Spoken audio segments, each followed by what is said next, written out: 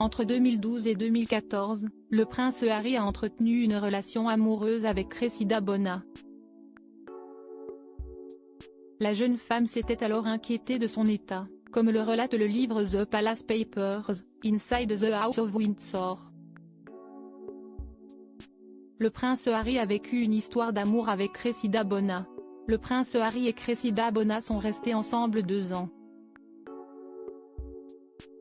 Cressida Bona s'était inquiétée de la santé de son compagnon.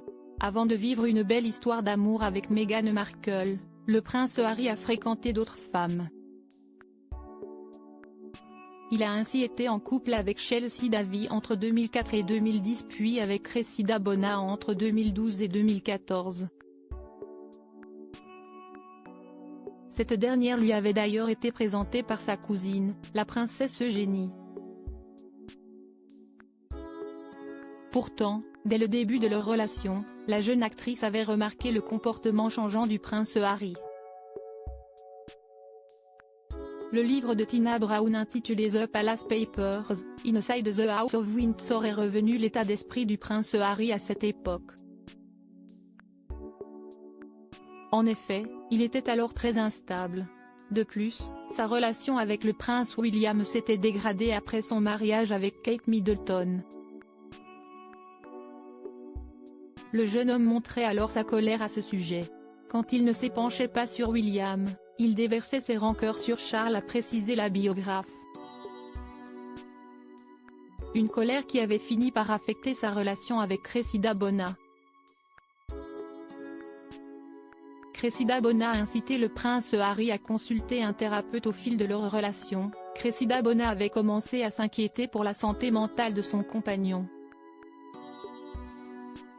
Elle avait alors suggéré au prince Harry de consulter un thérapeute afin de se faire aider.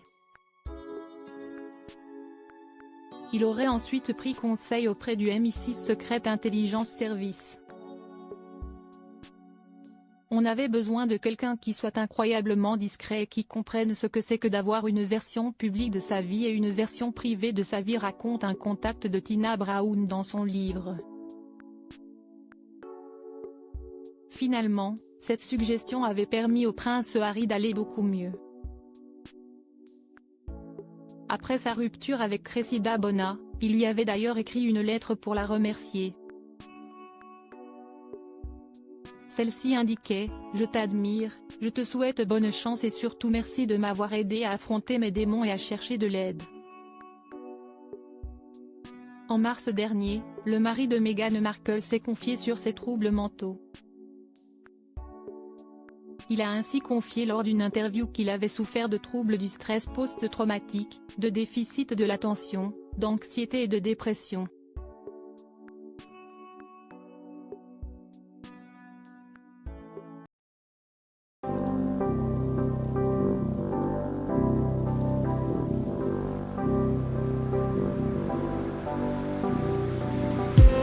I just